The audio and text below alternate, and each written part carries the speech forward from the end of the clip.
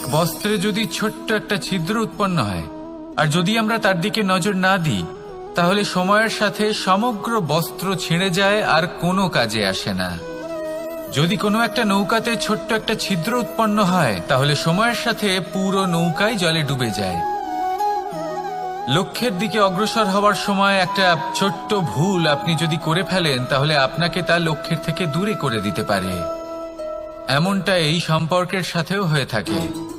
কোনো একটা ছোট্ট কথা, একটা ছোট্ট মনোমালিন্য যদি সম্পর্কে আসে এবং সেটা না মেটানো হয়, তাহলে সেই সমগ্র সম্পর্কটা অনেক বড় বড় সম্পর্ক ভেঙে যেতে পারে। যদি আপনার সম্পর্কে ছোট্ট একটা ছিদ্র উৎপন্ন হয়, তাহলে প্রেমের সূচ আর স্নেহের সুতো দ্বারা সেলাই করে ফেলুন, যাতে আপনার এই সম্পর্ক অটুট থাকে এবং প্রেম দ্বারা পরিপূর্ণ থাকে।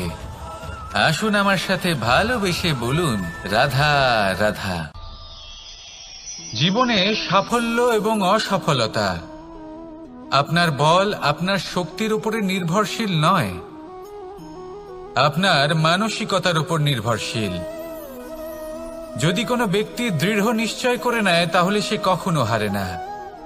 যদি কেউ হার মেনে নেয়, তাহলে সে কখনোই জিততে পারে না।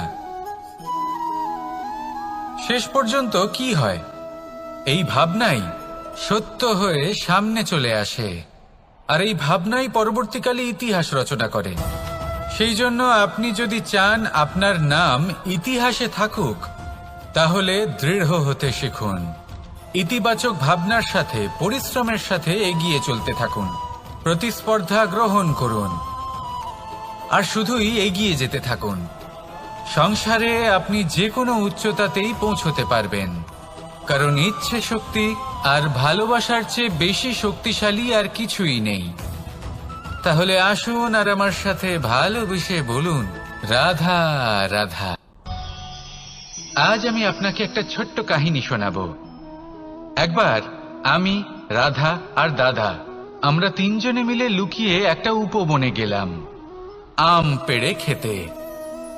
অনেক পরিশ্রম করে আমরা ওখানে পৌঁছলাম, আর আমরা আশ্চর্যচকিত হয়ে গেলাম এটা দেখে যে এবার তো আম পাকেইনি। এবার দাদা কি করলেন, একটা আম পাড়লেন আর সেটা চাখলেন, আর উনি নিরাশ হয়ে পড়লেন। উনি বললেন যে এটা তো খুবই টক। তারপর রাধা একটা আম পাড়লো আর সেটা চেখে দেখল, আর রাধা উৎসাহিত হয়ে পড়ল। আমি রাধাকে জিজ্ঞেস করলাম, কি হয়েছে, তুমি এত উৎসাহিত কেন? তখন রাধা বলল যে এবার এত বেশি টক আম হয়েছে যে এগুলো দিয়ে আমরা আচার বানাবো। তাহলে দাদা ওখান থেকে বেরিয়ে গেলেন নিরাশ হয়ে এবং খালি হাতে। রাধাও ওখান থেকে বেরিয়ে গেল কিন্তু উৎসাহিত হয়ে, আর অনেকগুলো কাঁচা আম সাথে নিয়ে। এর থেকে আমরা কি শিক্ষা পেতে পারি? যে প্রত্যেকটা স্থানে এমন কিছু রয়েছে যেখান থেকে আমরা কিছু একটা শিক্ষা লাভ করতে পারি, যা আমাদেরকে বিকাশের পথে নিয়ে যেতে পারে। এই শিক্ষা প্রত্যেক স্থানে আছে। সবকিছু আমাদের দৃষ্টিভঙ্গির উপর নির্ভর করছে। যখনই আমাদের জীবনে, আমাদের সম্পর্কে কোনো সমস্যা, কোনো বিপদ আসে, তখন বেশিরভাগ মানুষ সেই বিষয় নিয়ে দুঃখী হয়ে পড়েন।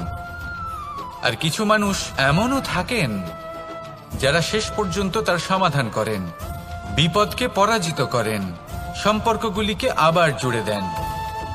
যদি আপনি সুখের খোঁজ করেন, তাহলে আপনি সুখ অবশ্যই পাবেন, প্রসন্নতা অবশ্যই পাবেন। যদি আপনি দুঃখ খোঁজেন, তাহলে দুঃখ অবশ্যই পাবেন। এবার আপনি কি খুঁজতে চান, সেই চয়ন আপনারই। আসুন আর আমার সাথে ভালোবেসে বলুন, রাধা রাধা। বর্ষার ঋতু যখনই আসে, আনন্দ এবং উচ্ছ্বাসে মন ভরিয়ে তোলে। কখনো আপনি এটা ভেবে দেখেছেন যে এই বর্ষা, যা আমাদের মনকে উচ্ছ্বাসে ভরিয়ে তোলে, সে নিজে কতটা পরিশ্রম করার পরে আমাদের কাছে আসে? নদী হোক, সরোবর হোক, সমুদ্র হোক, তাকে সূর্যের তাপ সহ্য করতেই হয়। বাষ্প হয়ে আকাশে উড়ে যেতেই হয়। আকাশে গিয়ে কঠোর শীতলতার সম্মুখীন হতেই হয়। সেই ঠান্ডা সহ্য করতেই হয়। আর তারপর এই বর্ষা আমাদের গায়ে ঝরে পড়ে, কারোর তৃষ্ণা নিবারণ করে, আবার কাউকে আশ্বাস দিয়ে যায়। সেইভাবে জীবনে যদি আমাদের কোনো বড় কাজ করতে হয়, তাহলে আমাদের কঠোর এবং নিরন্তর পরিশ্রম করতেই হবে। আর যে ব্যক্তি এই পরিশ্রম করার পরেও কোনো একটি নির্দিষ্ট স্থানে পৌঁছে যাবার পরেও বিনম্র থাকেন, সেই ব্যক্তি অমরত্ব লাভ করেন। তিনি হলেন সেই ব্যক্তি যাকে সমগ্র সংসার ভালোবাসেন। তাহলে সবসময় মনের মধ্যে বিনম্র ভাব বজায় রাখুন আর আমার সাথে ভালোবেসে বলুন, রাধা রাধা। সিংহকে বনের রাজা বলা হয়। অত্যন্ত শক্তিশালী হয় সে, তার পরিবারও খুব বড় হয়। কিন্তু যদি এমন হয় যে সিংহের পরিবারে নিজেদের মধ্যেই কলহ সৃষ্টি হয়, যদি তারা নিজেরাই লড়তে থাকে, তাহলে কি হবে? সিংহকে মেরে তার পরিবারকে মেরে ফেলে শেয়াল বনের রাজা হয়ে উঠবে। এবার এই কথা শুধুই সিংহের উপর প্রযোজ্য নয়, বরং প্রত্যেকটি ব্যক্তি, প্রত্যেক পরিবার, প্রত্যেক সম্প্রদায়, প্রত্যেক রাজ্যের উপর প্রযোজ্য হতে পারে। পরিবারে যদি মতভেদ বেড়ে যায়, তাহলে সেই পরিবার ভেঙে যেতে পারে। ইতিহাস এই বিষয়ের সাক্ষী। যদি সমাজের মানুষ নিজেদের মধ্যেই লড়তে থাকেন, তাহলে কেউ রাজা হতে পারেন না, বরং অন্য কেউ সেই কলহের সুযোগ নিয়ে নিজে রাজা হয়ে বসেন। একতার গুরুত্ব বুঝতে শিখুন। ঘুরে ফিরে বিষয়টা এসে দাঁড়াচ্ছে সেই ভালোবাসায়, কারণ ভালোবাসাই হলো সেই যা সকলকে একসাথে বেঁধে তাদের আনন্দে রাখতে পারে। প্রেমের থেকে বেশি শক্তিশালী আর কিছুই নেই। তাই এই প্রেমকে নিজের মনে জাগ্রত করুন, নিজের পরিবারে বর্ষণ করুন, সমাজে বর্ষণ করুন, রাজ্যে বর্ষণ করুন, আর এই ভালোবাসার সাথেই বলুন, রাধা রাধা। বর্ষা কখনো অনুভব করে দেখেছেন এই বর্ষা? আকাশ থেকে বর্ষার ফোঁটা ঝরে পড়ে, মিষ্টি ফোঁটা, শীতল ফোঁটা, মনকে পবিত্র করে তোলে, ধরিত্রীর তৃষ্ণা নিবারণ করে, আশপাশটা সবুজে ভরিয়ে তোলে। এবার এইরকম জল আমরা কুয়ো থেকেও পেতে পারি। যদি আমরা ভেবে দেখি যে বর্ষা এবং কুয়োর জলের মধ্যে পার্থক্য কি, তবে পার্থক্য আছে। পার্থক্য হলো ভাগ্য এবং কর্মের। বর্ষা হলো ভাগ্য। প্রকৃতির যখন ইচ্ছে হবে তখন বর্ষা হবে, কিন্তু কুয়ো আমরা এমনি এমনি পাই না। কর্ম এবং পরিশ্রমের দ্বারা একে প্রাপ্ত করতে হয়। এই ধরিত্রীকে খুঁড়তে হয়, অনেক ঘাম ঝরাতে হয়, তবেই আমরা একটা কুয়ো প্রাপ্ত করতে পারি। এবার এই বর্ষা, এটা সারা বছর হয় না, কিন্তু কুয়ো এটা বছরের পর বছর আমাদের তৃষ্ণা নিবারণ করে। এবার এর থেকে আমরা কি শিক্ষা লাভ করি? এটাই যে আপনি ভাগ্যের উপর বিশ্বাস রাখুন, কিন্তু নিজের কর্মের উপর আস্থা রাখুন। কারণ কর্ম এবং পরিশ্রম আপনাকে এই সংসারের যে কোনো শিখরে পৌঁছে দিতে পারে। তাহলে নিরন্তর প্রয়াস করুন, কর্ম করুন, আর আমার সাথে ভালোবেসে বলুন, রাধা রাধা। যখন সূর্যের অত্যাধিক তাপের কারণে এই ধরিত্রী শুষ্ক হয়ে যায়, তখন প্রতিবিম্ব আমরা এইভাবে দেখতে পাই। আমরা কোথাও দূরে তাকালে আমাদের মনে হয় সেখানে জল রয়েছে। আমরা যখনই কাছে গিয়ে দেখি, তখন দেখি যে সেখানে জলই নেই। তারপর যেই আমরা পেছনে ফিরে তাকাই, আমরা দেখি যেখান থেকে আমরা এসেছি সেখানে জল পড়ে রয়েছে। এবার এই যে মরুতৃষ্ণা, তা কিন্তু শুধুই ভূমিতে নয়, আমাদের ভাবনা চিন্তার সাথেও এটাই হয়ে থাকে, অনেক সময় হয়ে থাকে। যে ব্যক্তি জল লাভ করার আশায় বসে থাকে, সে কখনোই জল লাভ করতে পারে না। কিন্তু যে ব্যক্তি জল লাভ করার আশায় নিরন্তর পরিশ্রম করতে থাকে, ঘাম ঝরায়, সেই ব্যক্তি কোনো মরুভূমিতেও জল লাভ অবশ্যই করে। জীবনে যদি আমরা বড় কিছু লাভ করতে চাই, তাহলে নিরন্তর পরিশ্রম করতেই হবে। পরিশ্রমের এই মনোভাব অত্যন্ত গুরুত্বপূর্ণ। এই মনোভাব আর দৃষ্টিভঙ্গি, এ হলো অন্তরের গুণ। রূপ এবং প্রসাধন, এগুলি হলো বাহ্যিক আবরণ। যে ব্যক্তি রূপের কারণে আপনাকে ভালোবাসে, তা প্রকৃত ভালোবাসা নয়। কিন্তু যে ব্যক্তি আপনার আবেগ এবং মানসিকতার জন্য আপনাকে ভালোবাসে, তাই হলো প্রকৃত ভালোবাসা।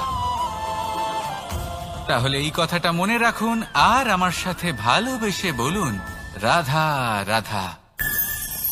ইচ্ছে বড়ই বিচিত্র জিনিস। এই ইচ্ছে যদি তা পূর্ণ না হয় তাহলে তা ক্রোধকে জন্ম দেয়, যদি তা পূর্ণ হয় তাহলে লোভকে জন্ম দেয়, যদি সময়ের মধ্যে পূর্ণ না হয় তাহলে শোককে জন্ম দেয়, আর যদি সময়ের পূর্বেই পূর্ণ হয়ে যায় তাহলে অহংকারকে জন্ম দেয়। সকলের ইচ্ছে থাকে, আপনারও অবশ্যই থাকবে, তা অবশ্যই পূরণ করবেন। কিন্তু একটা কথা মনে রাখবেন, আপনার এই জীবন এটা কোনোভাবেই আপনার ইচ্ছে পূরণ করার মাধ্যম নয়। এ হলো ধৈর্য সাধনের এক মাধ্যম, নিয়ন্ত্রণ করার এক মাধ্যম। নিয়ন্ত্রণ নিজের কামনার ওপর, নিজের ইচ্ছের ওপর, নিজের আবেগের ওপর। কারণ ইচ্ছে এটা হলো সেই অশ্বের মতো যা একবার লাগাম ছাড়া হয়ে গেলে আপনার হাত থেকে যদি এই লাগাম বেরিয়ে যায় তাহলে তা আপনাকে সোজা বিনাশের পথে নিয়ে যেতে পারে। কিন্তু যদি আপনি একে নিয়ন্ত্রণ করতে পারেন তাহলে এটা আপনাকে সাফল্যের শিখরে অবশ্যই পৌঁছে দিতে পারে। তাহলে ইচ্ছেগুলিকে নিয়ন্ত্রণ করুন আর আমার সাথে ভালোবেসে বলুন, রাধা রাধা। আমরা আনন্দ লাভের জন্য ভালোবাসি মা বাবাকে, ভাই বোনকে, পরিবার পরিজনকে, বন্ধুকে, প্রেমিকাকে। আমরা চাই যে সকলে যেন আপন হয়ে থাকেন, আমাদের কাছে থাকেন। কিন্তু মানুষের একটা প্রবৃত্তি আছে যে তিনি যা লাভ করে ফেলেন তার মূল্য তিনি বুঝতেই পারেন না। যদি আপনার বাড়ির কাছে একটা মিষ্টি জলের সরোবর থাকে বা সুন্দর নদী থাকে তাহলে জলের গুরুত্বটা কি আপনি তা বুঝতেই পারবেন না। সেইখানে আপনি যদি কোনো একটা মরুভূমিতে যান আপনি অনুভব করতে পারবেন যে এক একটা ফোঁটা জলের কি গুরুত্ব, তার মূল্য কি। সুখের মুহূর্তে যদি আপনজনদের মনে রাখেন তবে দুঃখের মুহূর্ত নিজে থেকেই দূরে সরে যাবে। ভালোবাসা এবং তার সাথে স্মরণ করা, এটাই তো হলো জীবনের এবং ভালোবাসার আসল মূল্য। আসুন আর আমার সাথে ভালোবেসে বলুন, রাধা রাধা। একটা জলের ফোঁটাকে ফোঁটা নামে সম্বোধন করা হয়। অনেক ফোঁটা একত্রিত হলে সাগরের রূপ ধারণ করে। শুধু একটা পাতাকে পাতা বলা হয়, অন্য অনেক পাতার সাথে একত্রিত হলে তা গ্রন্থের রূপ ধারণ করে। একটা মাত্র সুতো অন্য সুতোর সাথে মিলিত হলে বস্ত্রের রূপ ধারণ করে। অনেক সংখ্যক ইট একত্রিত হলে মহলের রূপ ধারণ করে। সৈন্যরা একত্রিত হলে সৈন্যদল তৈরি হতে পারে। এটা হলো শক্তি সংগঠনের, এটাই হলো শক্তি একতার। তা সে বনস্পতি হোক বা কোনো ব্যক্তিই হোক, কোনো মনোভাবই হোক, যদি একা থাকে তাহলে দুর্বল হয়ে পড়বে। যদি সংগঠিত থাকে তাহলে শক্তিও বাড়বে আর আপনাকে সামনে এগিয়েও নিয়ে যাবে। তাই এই একতায় বিশ্বাস রাখুন আর আমার সাথে ভালোবেসে বলুন, রাধা রাধা। জীবন কিসের উপর নির্ভরশীল? ধনের ওপর, বৈভবের ওপর, নিঃশ্বাসের ওপর? না, এই জীবন নির্ভরশীল বিশ্বাসের ওপর। বিশ্বাস নিজের ওপর, বিশ্বাস আমাদের আপনজনের ওপর। কিন্তু যখন এই বিশ্বাস ভেঙে যায় তখন মানুষের মনও ভেঙে যায় আর তারপর সে অন্য কিছু করতেই পারে না। তখন কি করা যেতে পারে? 3টে কাজ আছে যা আপনি করতে পারেন। প্রথম, ভালোবাসা। যাকে আপনি ভালোবাসেন, যারা আপনাকে ভালোবাসে, ভুল যারই হোক না কেন, তার কাছে ক্ষমা চাইতে কখনোই সংকোচ বোধ করবেন না। দ্বিতীয় হলো বিশ্বাস। যারা আপনাকে ভালোবাসেন, আপনাকে বিশ্বাস করেন, তাদের বিশ্বাস কখনো ভাঙবেন না। তৃতীয় হলো আশা। যারা আপনাকে ভালোবাসেন, আপনাকে বিশ্বাস করেন, তাদের আশা আপনার সাথে জড়িত। তাদের থেকে কখনো কিচ্ছু লুকোবেন না। এই 3টে কাজ করুন আর এই জীবন সুপ্রসন্ন হয়ে বলবে, রাধা রাধা। আমি মনুষ্যরূপে জন্ম নিয়েছি এবং সমস্ত কর্ম এই রূপেই করেছি। কিন্তু আশ্চর্যের বিষয় হলো যে আজও মানুষ আসেন এবং হাত জোড় করে প্রার্থনা করেন যেন আমি ওনাদের সহায়তা করি। আপনাদের একটা কথা বলতে চাই, আমি সকলকে সাহায্য করতে পারবো না, কিন্তু আমি শিক্ষা অবশ্যই দিতে পারবো, জ্ঞান প্রদান করতে পারবো। এমন কিছু জ্ঞান যার ভিত্তিতে মানুষ যা চাইবেন তাই লাভ করতে পারবেন যদি সঠিক কর্ম করতে থাকেন। যখন কংসের অসুররা গোকুলে ধ্বংসলীলা চালাচ্ছিলেন তখন আমি কারোর থেকে সাহায্য চাইনি। আমি দাঁড়িয়েছিলাম এবং আমি তার বিরোধিতা করেছিলাম। সবাই বলেন যে আমি ছোট্ট একটা আঙুলে গোবর্ধন পর্বত তুলেছিলাম, কিন্তু আমি কি ওখানে একা ছিলাম? কখনোই নয়। আমার সাথে অসংখ্য গোকুলবাসী, অসংখ্য বর্ষণাবাসী ছিলেন, নিজের হাতে একটা লাঠি নিয়ে।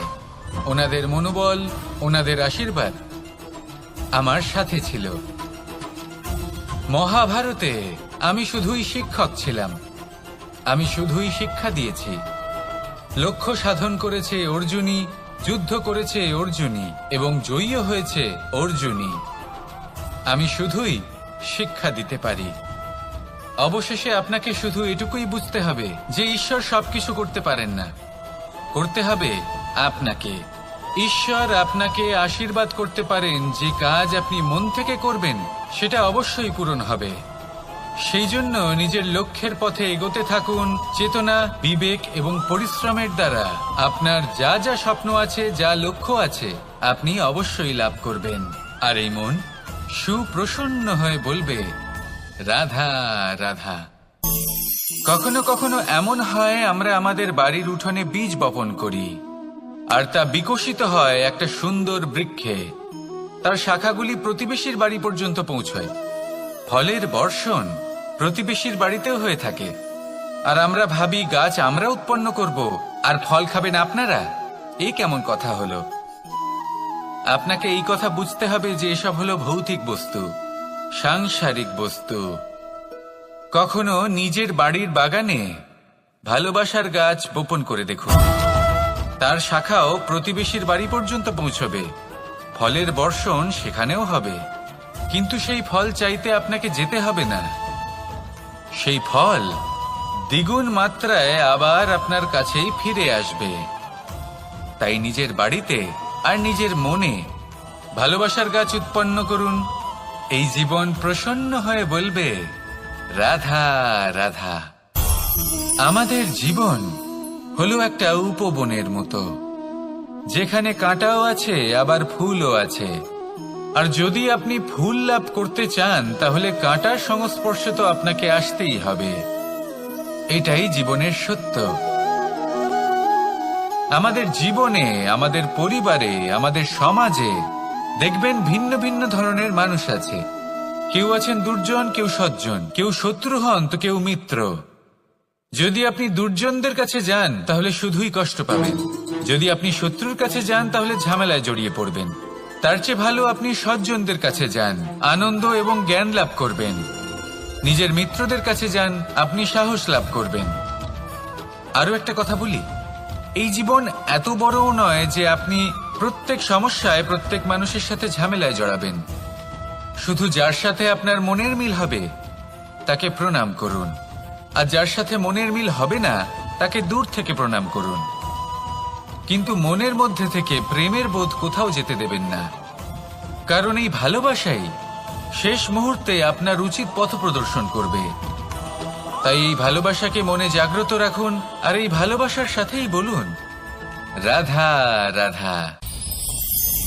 কখনো আপনি কোনো গোয়াল দেখেছেন? অধিক মাত্রায় গোবর পড়ে থাকে আর ওখানে এক ধরনের পোকা দেখতে পাওয়া যায়, যাকে গুবরে পোকা বলা হয়। এরা কি করে? সারাদিন সেই গোবরেই বাস করে। সেই গোবরকে গোল আকৃতি প্রদান করে নিজের বাসার দিকে নিয়ে যাওয়ার চেষ্টা করে।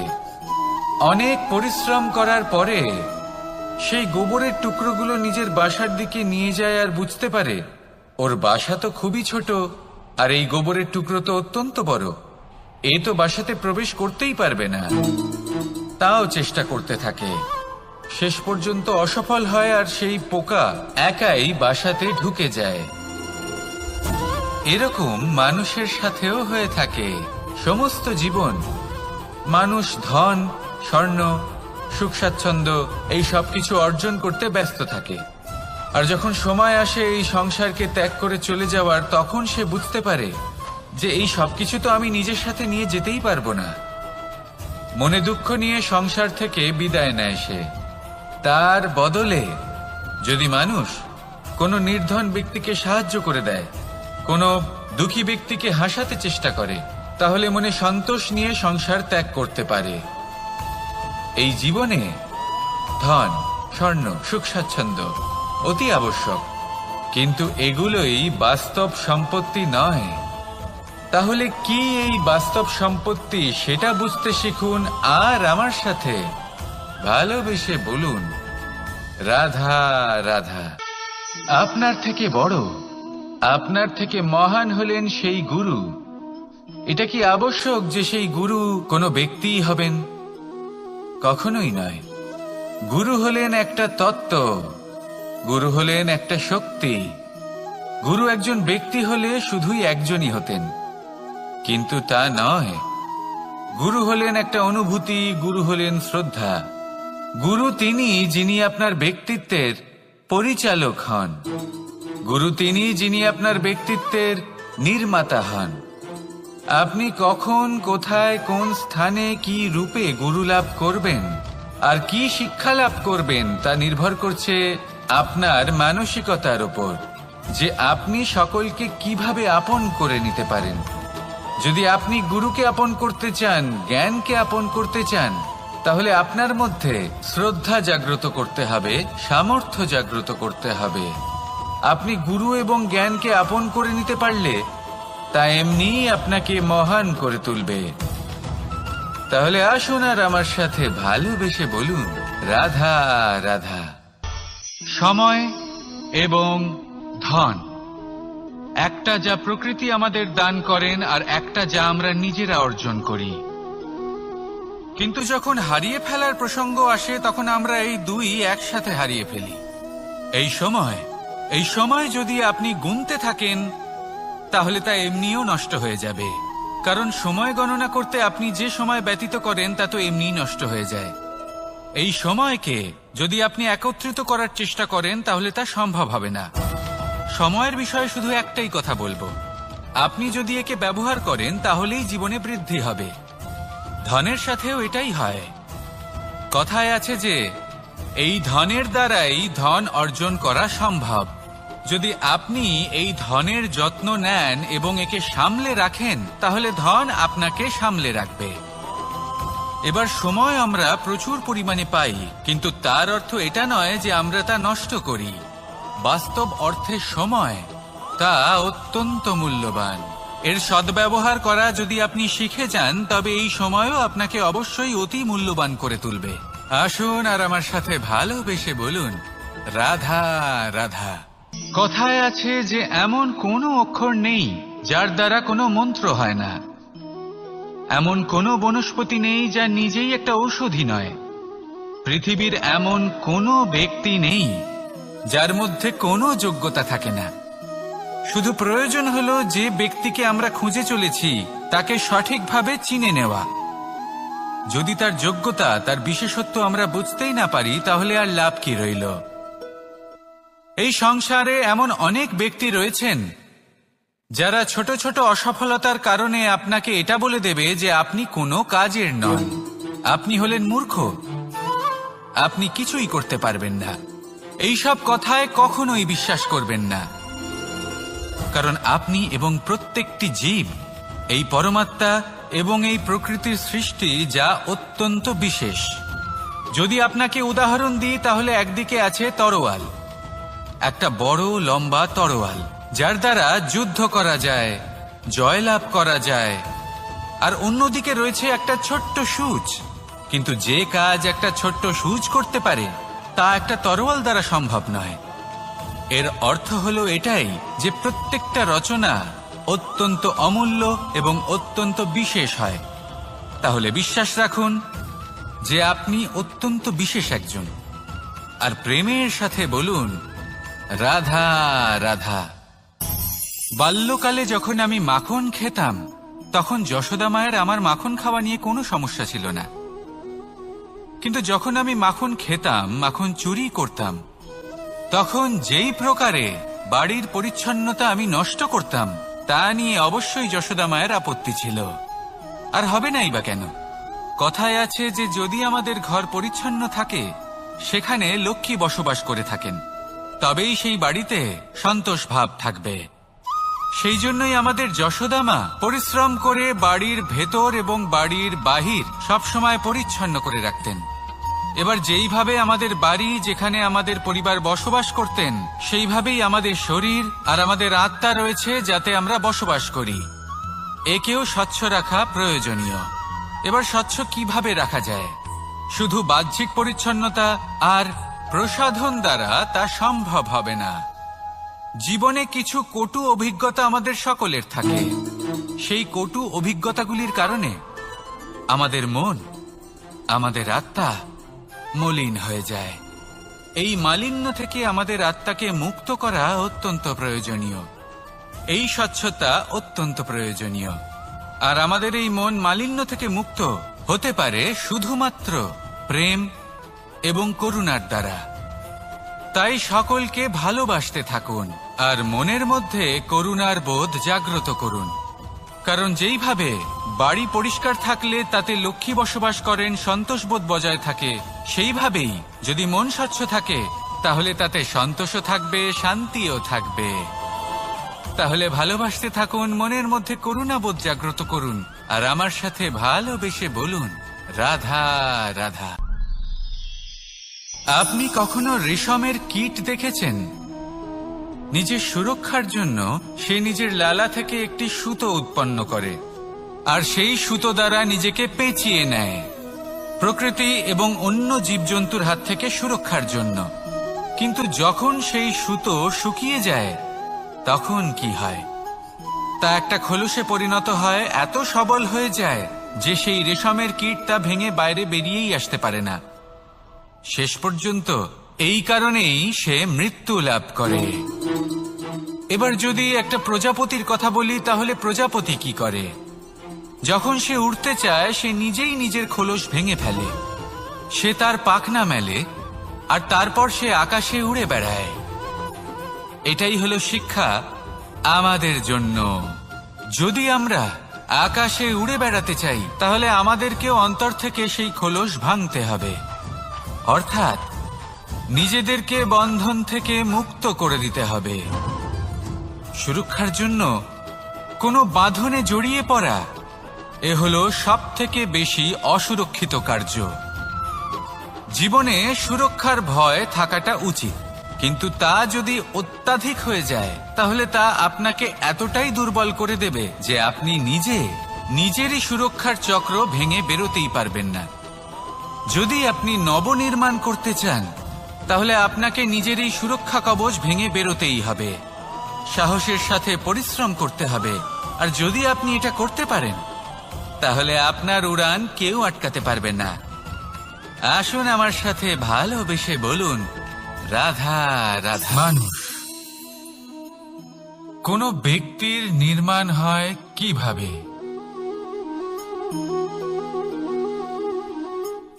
কেউ বলবেন পঞ্চতত্ত্বের দ্বারা, কেউ বলবেন আত্মা, দেহ ও চেতনার দ্বারা, কেউ বলবেন ঈশ্বরের কৃপার দ্বারা, তো কেউ বলবেন এই প্রকৃতির পরীক্ষার দ্বারা।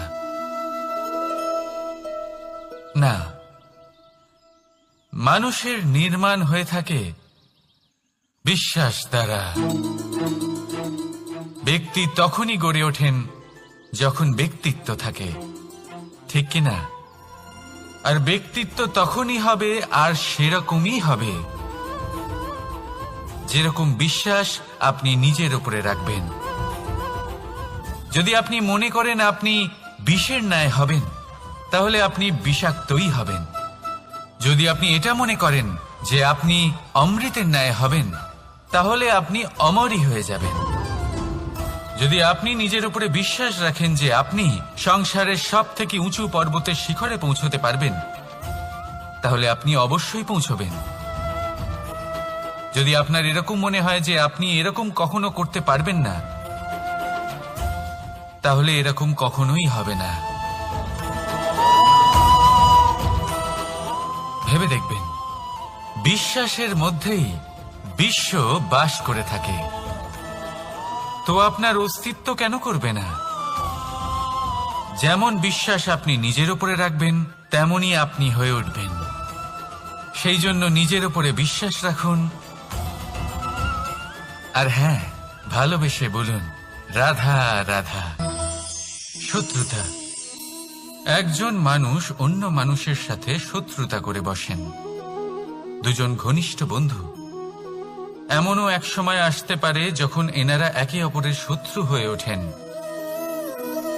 এর অনেকগুলো কারণ হতে পারে, কিন্তু মূল কারণ হলো আলোচনা। আগে হ্যাঁ, আপনি যদি কারোর বিষয়ে আলোচনা করেন তাহলে সে আপনার শত্রু হয়ে যেতে পারে। এবার মনে একটা প্রশ্ন আসতে পারে যে এটা কিভাবে সম্ভব হতে পারে? আলোচনা, এটা তো অত্যন্ত জরুরি। যদি আমি নিজের বন্ধুর খারাপ কাজের বিষয়ে আলোচনাই না করি তাহলে সে শুধরবে কি করে? এ কথা সত্যি যে আলোচনা আবশ্যক, কিন্তু তার থেকেও বেশি গুরুত্বপূর্ণ এবং আবশ্যক হলো আপনার এই সিদ্ধান্ত এটাই যে আপনার এই আলোচনা কোন স্থানে করবেন। যদি এটা সবার সামনে করবেন ভাবেন, তাহলে তা অপমানও হয়ে যেতে পারে। যদি এটা আলাদাভাবে করেন তাহলে তা পরামর্শ হয়ে যায়। অপমান কেউ স্বীকার করতে পারেন না, কিন্তু পরামর্শ সকলের ভালো লাগে।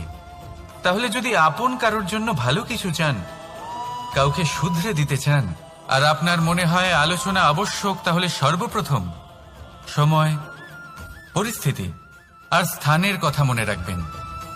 নয়তো এই আলোচনা আপনাকে খুব ভোগাতে পারে। তাহলে আসুন আমার সাথে ভালোবেসে বলুন রাধা রাধা। আপনার জীবনেও কি সমস্যা রয়েছে? অবশ্যই থাকবে। প্রত্যেকের জীবনেই সমস্যা থাকে।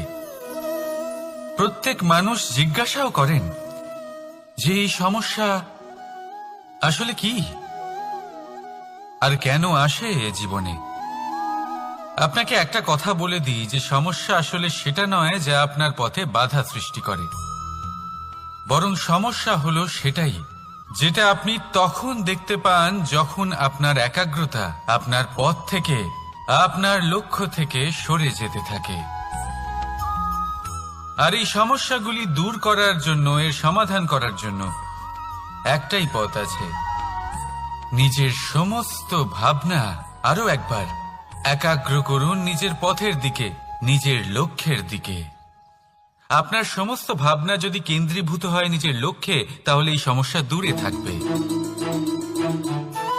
যদি এরকম না হয়, যদি আপনার মন একটু অন্যদিকে চলে যায়, তাহলে এই সমস্ত সমস্যা আবার সামনে চলে আসে আর বাড়তেও থাকে। দেখুন, যেখানে আপনার লক্ষ্য রয়েছে, বান যদি সেখানেই চালাতে হয়, তাহলে দৃষ্টি তো সেদিকেই রাখতে হবে। তবেই তো আপনি সেই লক্ষ্য ভেদ করতে পারবেন। সেই জন্য মনে রাখবেন, সর্বদা লক্ষ্য রাখবেন নিজের পথে, সেই পথেই সামনে এগোতে থাকুন নিজের লক্ষ্যের দিকে। আপনি যত সামনে এগোতে থাকবেন এই সমস্যা তত পিছিয়ে যাবে। তাহলে আসুন আমার সাথে ভালোবেসে বলুন রাধা রাধা। এই পাখিরা সত্যি খুব সুন্দর, আমার খুব ভালো লাগে। আপনি নিশ্চয়ই শুনে থাকবেন যে কিছু পাখির কাছে ডানা অবশ্যই থাকে, কিন্তু উড়তে পারে না। তারা চায় উঁচু আকাশে উড়ে বেড়াতে এবং মেঘেদের সাথে কথা বলতে, করতেই পারে না। এবার এই সংসারেও পাওয়া যায় ঘুড়িও। এদের মধ্যে না জীবন আছে, না প্রাণ আছে, আর না আছে ডানা, কিন্তু এরা আকাশের সাথে কথা বলে, হাওয়ার বেগের সাথে কথা বলে, আনন্দ করে, উৎফুল্ল হয়ে ওঠে। আকাশে জীবনের কিছু মুহূর্ত কাটায়। তার কারণ কি হতে পারে? কারণ হলো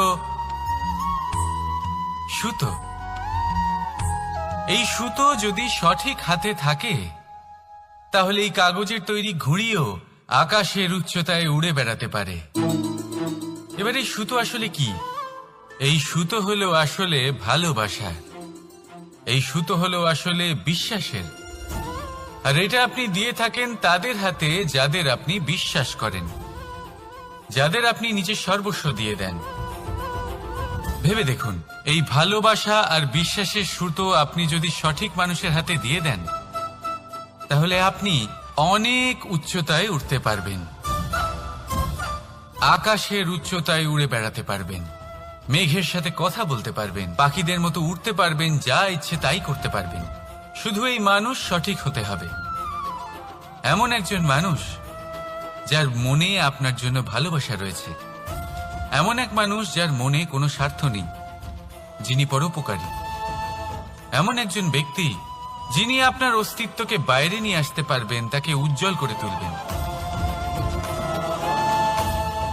তাহলে ভালোবাসুন, আনন্দ করতে থাকুন, আর এই আনন্দ সহকারে বলুন, রাধা রাধা। আমরা সকলে এমন ব্যক্তির সাথে থাকতে চাই যারা খুব মিষ্টি কথা বলেন, যাদের ব্যবহার আমাদের ভালো লাগে, যারা দেখতে সুন্দর হন, যাদের আমরা পছন্দ করি। আর সবসময় এমন ব্যক্তির থেকে দূরে থাকতে চেষ্টা করি যাদেরকে আমরা পছন্দ করি না, যাদের কথা আমাদের খারাপ লাগে, যাদের কথা একটু কঠোর হয়। আমরা সবসময় চেষ্টা করি এদের থেকে দূরে থাকার, ঠিক কিনা?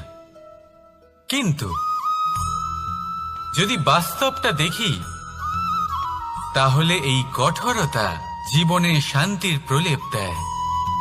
ওষুধও একটু কড়াই হয়, কিন্তু এ কি করে? আমাদের সুস্থ করে তোলে। ঠিক সেইভাবেই ভালোবাসার এই অধ্যায় একটু কঠিন, একটু কড়াও মনে হতে পারে, কিন্তু এর ফল সবসময় আপনাদের স্বাস্থ্যের পক্ষে ভালোই হয়। সেই জন্য যদি কেউ আপনার নিন্দে করে, আপনাকে কড়া কথা শোনায়, আপনার ব্যাপারে আলোচনা করে, তার মানে এটা নয় যে সে আপনার শত্রু। হতে পারে তিনি আপনার বন্ধু হন, আপনার জন্য ভালো চান, আপনাকে শুধরে নিতে চান, আপনার মধ্যে কোনো পরিবর্তন দেখতে চান। সেই জন্য কখনো কারোর কথা শুনে বা কাউকে দেখে প্রাথমিকভাবে এই সিদ্ধান্ত নেবেন না যে তিনি আপনার শত্রু হন নাকি আপনার বন্ধু হন। এমনও শত্রু হয়ে থাকেন যে গুড়ের মতো মিষ্টি মিষ্টি কথা বলে আসলে আপনাকে বিষ পান করিয়ে দেবেন। আর এমনও বন্ধু থাকেন যারা আসলে নিমের মতো কড়া কথা বলেন, কিন্তু আপনাকে অমৃত পান করান। এদের মধ্যে পার্থক্য করতে জানতে হবে, কে আসলে শত্রু হন আবার কে আসলে মিত্র হন। এই পার্থক্য যখন আপনি করতে শিখবেন, তখন আপনি এই সংসারের সব থেকে সুখী প্রাণী হয়ে উঠবেন। এই পার্থক্য বোঝা সহজ নয়, কিন্তু অবশ্যই আবশ্যক। রাধা রাধা। অসুখ। এমন কোনো মানুষ আছেন এই সংসারে যার অসুখ করে না? প্রত্যেক মানুষ কখনো না কখনো অবশ্যই অসুস্থ হয়েছে, তার এই শরীর রোগের শিকার অবশ্যই হয়েছে। এবারে দেখুন, এই রোগ আসে, আবার এই রোগ চলেও যায়, কিন্তু সেই রোগ আমাদের কষ্ট দিতে কেন সক্ষম হয়? কারণ হলো স্বচ্ছতা। যদি এই স্বচ্ছতা শরীরে না থাকে, তাহলে মানুষকে শারীরিক কষ্ট পেতেই হবে। ঠিক সেইভাবেই অত্যন্ত প্রয়োজনীয় হলো এই স্বচ্ছতা যেন মনেও থাকে।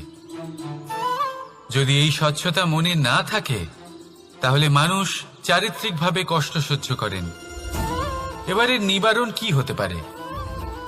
বড়ই সহজ এর উপশম। যদি রোগ শরীরে হয়, তাহলে সর্বপ্রথম স্বচ্ছতা বজায় রাখতে শিখুন, এই শরীরকে পরিষ্কার রাখতে শিখুন। বিচক্ষণতার সাথে এই রোগের সম্মুখীন হন, ভয় পাওয়ার কোনো দরকার নেই। ব্যায়াম করতে থাকুন, সব ঠিক হয়ে যাবে। সেইভাবেই যদি এই অসুখ মনে হয়, তাহলে কি করা যায়? সর্বপ্রথম তার আধারের উপরে নজর দিন। আপনার এই আধারই হলো আপনার আহার। যা আপনি আহার করবেন, সেরকমই মানুষ হয়ে উঠবেন। সেইভাবেই আপনি যেরকম ভাবেন, সেরকমই মানুষ হয়ে উঠবেন। সেই জন্য নিজের ভাবনাকে শুভ করুন, নিজের দৃষ্টিভঙ্গিকে শুভ করে তুলুন, সবকিছু সঠিক হবে। আপনার আমার সবার মধ্যেই এক রাক্ষস বাস করে, তার সম্মুখীন হন, তাকে পরাস্ত করুন। তাহলে এই রোগ সে শরীরেই হোক বা মনের মধ্যে, যদি সঠিক সময় তাকে আটকানো না যায়, তাহলে যে কোনো সময় তা মহামারীর রূপ ধারণ করবে। সেই জন্য সাবধানে থাকুন, সুস্থ থাকুন। তাহলে আসুন, আমার সাথে ভালোবেসে বলুন, রাধা রাধা।